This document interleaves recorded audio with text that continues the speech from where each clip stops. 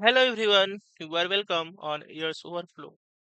Today we will see how to resolve warning TS998113 colon all imports are unused plugin Angular compiler. In app.component.ts file imports are router outlet. We'll open this.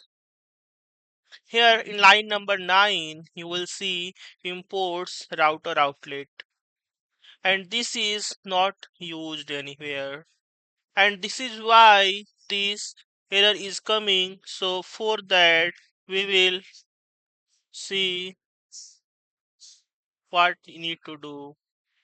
If we look at the application which is running, it is running fine and it is showing table to PDF. But if we see the console on terminal, that is terminal, then we will see that here error is coming. To resolve this, we will import router outlet and save the file. After that, we will see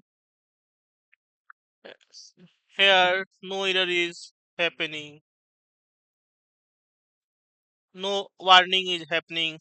So this is how we can resolve this warning.